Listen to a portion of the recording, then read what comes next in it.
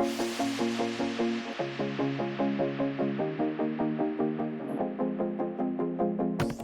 salut tout le monde, bon dimanche, j'espère que vous allez bien. Cette semaine dans la Weekly Prep, on revient sur le price action de la semaine passée, encore quelque chose d'assez similaire à ce qu'on voit récemment, mais c'est vraiment le plan qu'on va faire pour la semaine à venir qui m'allume un peu plus cette semaine. On a quelque chose d'un peu différent, je suis relativement très confiant vers une certaine direction, minimalement vers certains targets. Donc, on va discuter de tout ça.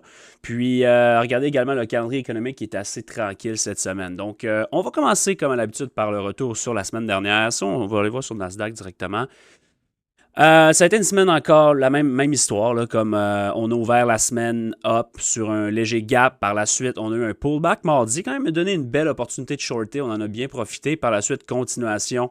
Mercredi, jeudi et vendredi, on a eu un retracement très intéressant qui va mettre le ton pour la suite. Si on va voir ça en H1 avec les niveaux que je vous avais donnés, je parlais de ce niveau-ci autour du lot de vendredi. Si on allait en dessous de ça, jamais le short, c'est vraiment le plus beau setup qui a été disponible la semaine passée pour moi. Là, le short mardi était quelque chose qu'on a vraiment bien framé jusqu'à où le niveau au tick, littéralement, avant de revoir un bounce vers des new all-time high. Donc, c'est quand même une semaine qui était, pour vrai, ça a été quand même précis. Il fallait vraiment être sélectif comme à l'habitude en ce moment-là. Je veux dire, c'est pas un genre de price action pour danser toute la journée avec le price action.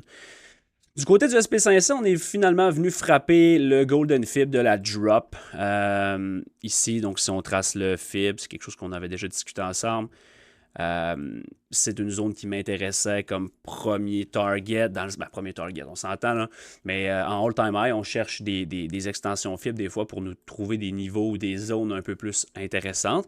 C'est ce qu'on a vu. Donc, même chose là en H1, si on regarde un peu les niveaux qu'on avait tracés.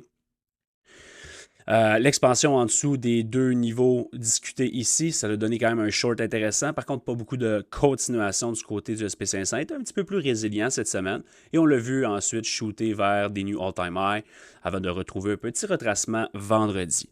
Si on regarde du côté des références, parce que ça commence à être intéressant, là, on va en discuter un peu plus en détail tantôt. Mais le dollar US est quand même résilient. On l'a vu supporter quand même de belle façon sur le niveau clé ici. Donc, on est passé d'un gap à l'autre cette semaine, mais comme j'ai dit, tant qu'on est à l'intérieur de ça, il n'y a rien à signaler. Fait que oui, c'est un beau push, mais il n'y avait pas nécessairement une tonne de lecture trop intéressante à faire là-dessus. Du côté du crude, par exemple, celle-là, ça a été clean, là, c'est quelque chose que je vous avais donné. Là, les niveaux ont comme tout bougé parce qu'il y a eu un rollover de contrat, mais si on regarde ça, ça, c'était le gap ici. Puis ça, c'était le void en daily qui était là. Fait qu'on a eu quand même une semaine très directionnelle. Un beau grind, là, entre guillemets. Ça a été un peu moins violent peut-être que les dernières semaines. Mais overall, on a demeuré très, très solide du côté du crude. Le VIX n'a pas fait grand-chose. Sideway, donc on a eu vol up, indice up pendant un bout de temps. Rien de trop important à signaler. Et là, je vais vous teaser un peu, mais ça, par exemple, j'en ai parlé beaucoup la semaine passée. J'ai même pris le temps de vous faire un petit review avec les nouvelles qu'on avait eues. Et regardez-moi ça, le breakout la semaine passée, particulièrement vendredi, avec les chiffres d'inflation qui ont sorti mardi, mercredi. Extrêmement, extrêmement hot. Beaucoup plus élevé qu'anticipé du côté du PPI, un peu plus haut qu'anticipé du côté du CPI, mais c'est quelque chose qui lag beaucoup. On est vraiment les deux pieds dans la deuxième vague. Là. Peu importe ce qu'on nous dira, ça devient vraiment quelque chose, un facteur extrêmement critique actuellement. Et de voir ça, sans qu'on sorte rien, là, je suis un peu surpris. Donc, j'ai hâte de voir la semaine prochaine, pardon, comment on va gérer ça. Mais les yields ne peuvent pas continuer à follow through de cette façon-là. Fait qu'on va en discuter un peu plus tard ensemble. Maintenant, si on regarde du côté du calendrier économique, qu'est-ce qui nous attend pour cette semaine? C'est très mollo comme semaine. Là. On n'a pratiquement rien lundi. Quelques FOMC speakers mardi, mercredi. FOMC minutes en après-midi, mais c'est juste un rapport. C'est pas de turbo important. Là. Quand même une certaine volatilité associée à ça, mais c'est pas un énorme facteur.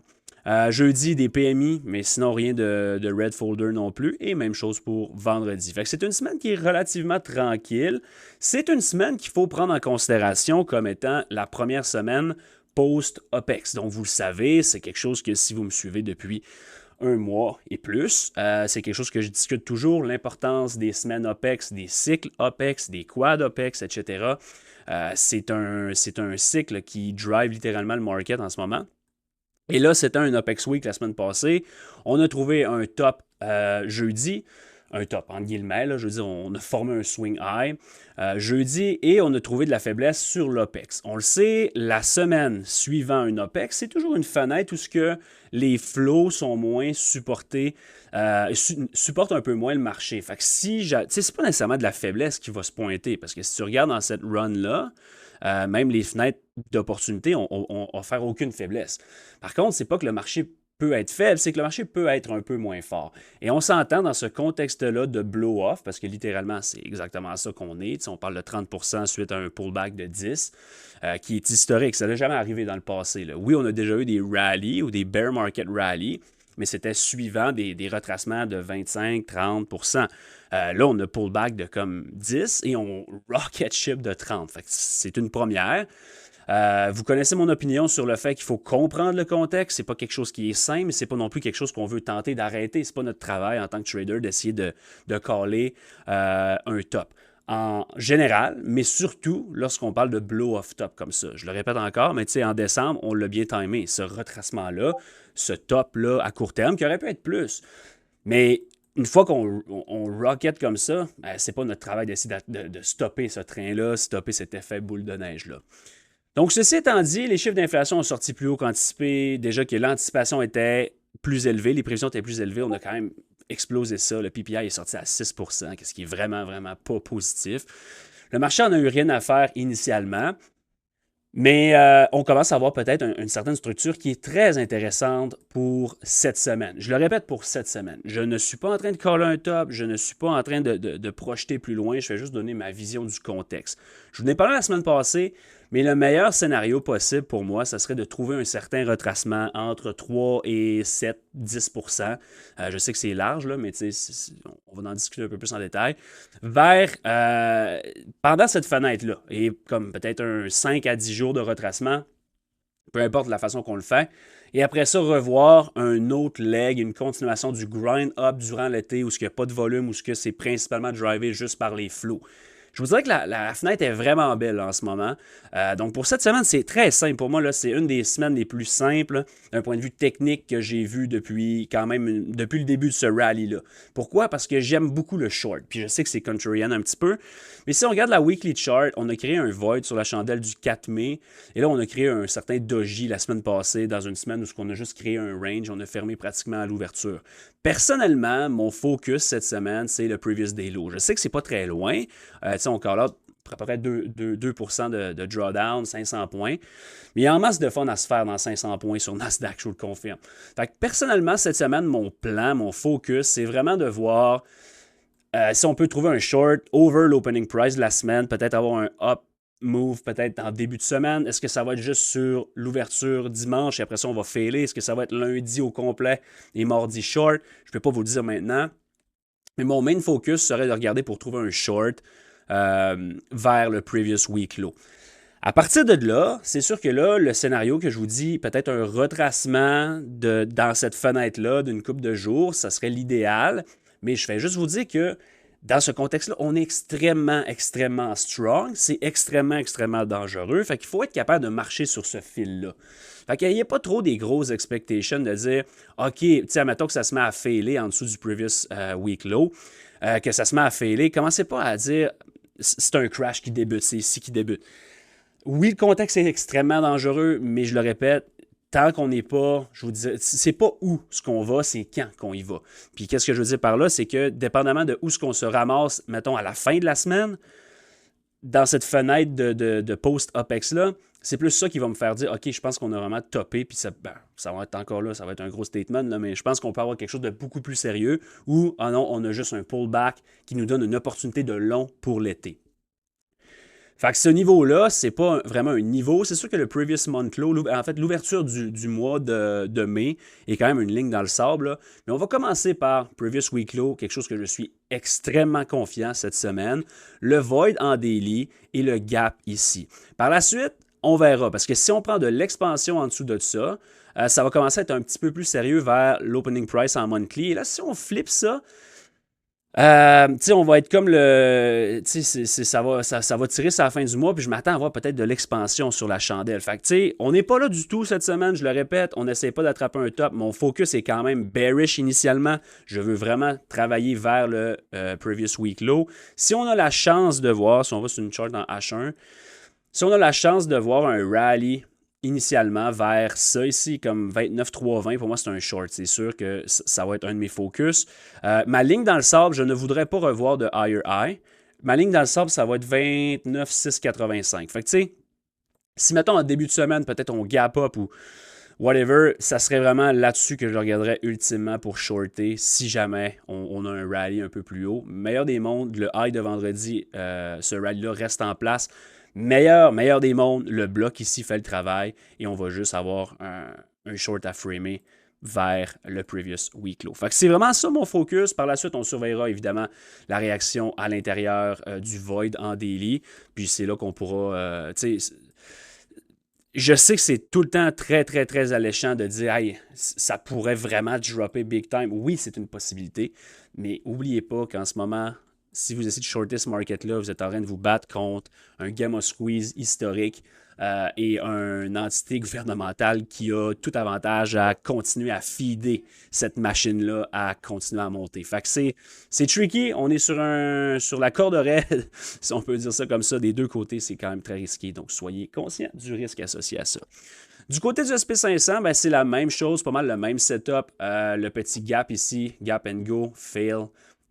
C'est le même focus. Si on est capable d'avoir un rally initialement au début de semaine, mon focus est vers le previous week low. De façon très, très importante, je le répète, c'est probablement le setup que j'aime le plus depuis plusieurs semaines en termes de weekly prep. Là, vraiment, là, c'est très, très, très intéressant. Par la suite, le void également sur la daily chart et sur la weekly chart également. Là. Ça va être mon main focus du côté du SP500. Si on regarde le Dow, je ne l'ai pas préparé, mais vous voyez le niveau que je vous avais donné short ici, c'est encore lui qui donne la difficulté. Là. Ça fait 1, 2, 3, 4 fois qu'on tente d'y aller. J'aime la rejection vendredi. Surveiller comment on va travailler avec ce swing low-là. Si on crée de l'expansion en dessous, ça confirmerait probablement qu'on veut minimum lui. Peut-être venir chercher le gap qu'il y a là-dedans. Ça serait intéressant avant de peut-être retourner higher pour l'été. Ça serait encore une fois le même scénario que je vois là-dessus.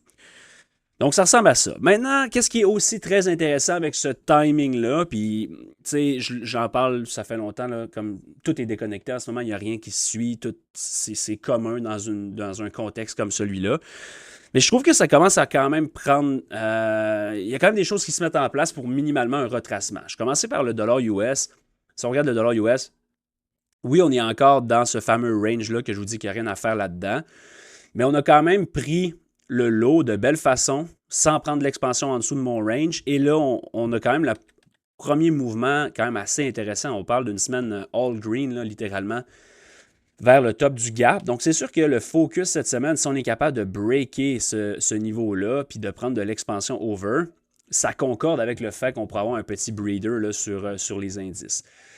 Donc, si c'est le cas, je ne m'attends pas nécessairement à ce qu'on reclaim ça puis qu'on l'explose, mais en même temps, c'est quand même legit. Fait que, tu sais, c'est pour ça que tout est quand même tricky, mais j'aime beaucoup, beaucoup le short initialement indice, backé par le dollar US. À partir de là, c'est sûr que si le dollar US explose over 100 puis qu'on flippe complètement ce méga range-là, techniquement, là, si on vient donner un breakout là-dedans qui est comme massif puis qu'on se ramasse à 102, ben là, il va falloir réévaluer que le pullback sur les indices est peut-être un peu plus dangereux. Mais jusqu'à preuve du contraire, c'est un pullback que j'aimerais shorter dans le but de long.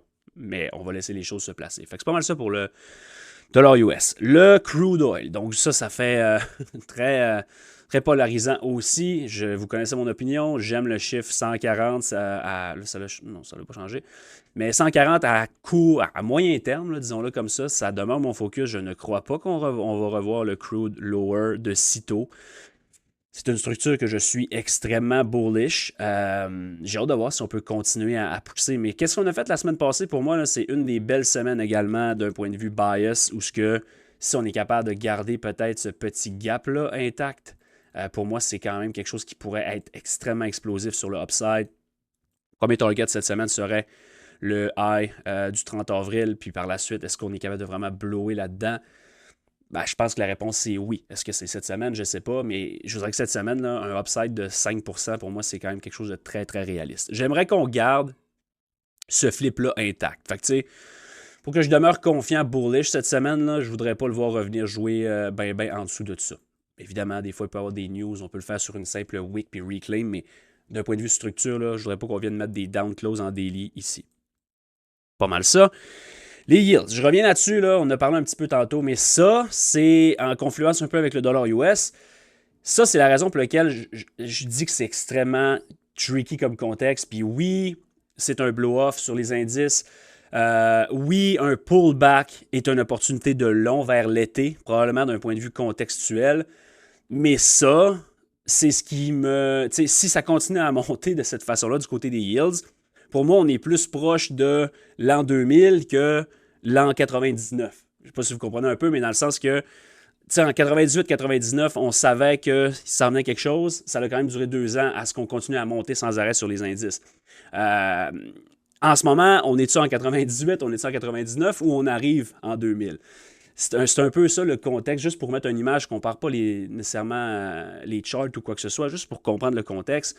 Mais de voir la façon que les yields rip comme ça, je ne suis pas sûr que c'est quelque chose qui peut demeurer longtemps. En fait, même je suis certain que c'est pas quelque chose qui peut demeurer strong longtemps et que les indices continuent à pousser de la façon qu'on le fait. Ça ne peut pas déconnecter encore très longtemps si ça continue à monter, particulièrement si on se ramasse à 4.6, 4.7. Attendez-vous à ce qu'il y ait des news un peu random qui sortent pour essayer de dropper ça un petit peu. Mais c'est juste legit. Là, comme l'inflation a explosé, les yields réagissent tout simplement. Fait que, si vous attendiez à des rate cuts cette année, puis vous voyez cette chart-là, je pense que vous devriez revoir un peu votre forecast. Fait que j'ai bien hâte de voir qu'est-ce qu'on va faire, mais gardez ça à l'œil. C'est vraiment important. J'en parle pas souvent parce que, règle générale, on veut juste comprendre le contexte. Mais quand tu es dans un breakout comme ça devient un petit peu plus réactif même au quotidien. Là. Fait que ça ajoute une énorme pression.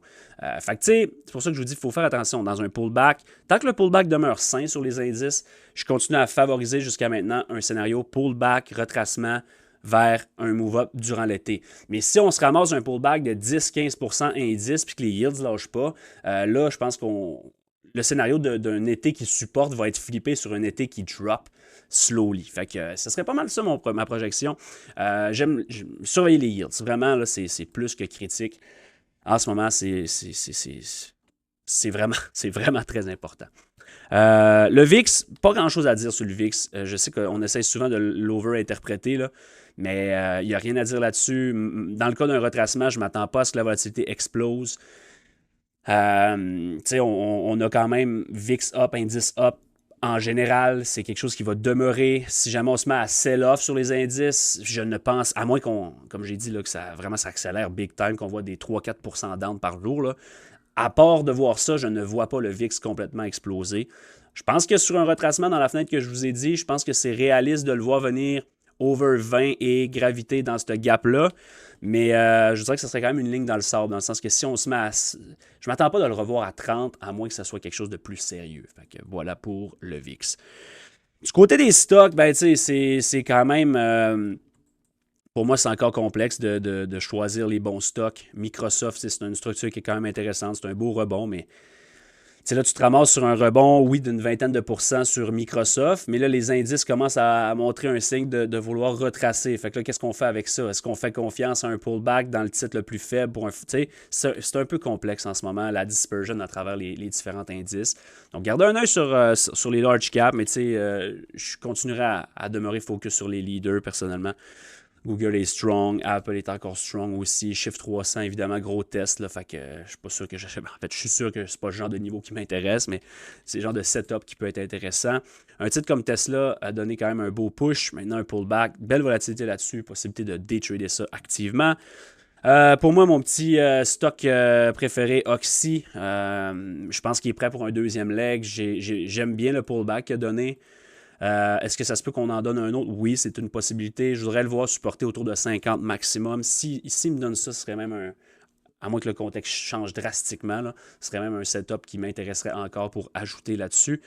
Donc, j'aime beaucoup ça. Avec la chart sur le crude me donne confiance. Le pullback sur les indices, je pense que tout est aligné pour un autre leg sur Oxy. Et je pense que c'est cette fois-là qu'il pourrait aller attaquer des niveaux un petit peu plus importants. Là. Fait que ça ressemble à ça pour cette semaine. Il n'y a pas d'autre chose vraiment à dire. Comme je l'ai dit, c'est pas mal. En fait, c'est ma semaine préférée d'un point de vue technique depuis le début de ce rallye-là, tout simplement. Là, depuis le début de ce rallye-là, initialement, si je fais un petit review, initialement, je favorisais un short. Je ne disais pas de niveau, je disais un timing. Mercredi, ici, sur le Vixpiration, c'était mon premier shot. C'était le premier spot que je surveillais. Vous voyez comment que la fenêtre de non-force n'a pas été effective. Au contraire, c'est les 3 plus gros jours qu'on a eu. Donc, Apex a donné un move-up, même si techniquement, on pouvait avoir de la faiblesse. Qu'est-ce qui confirmait à ce moment-là qu'on oubliait le downside?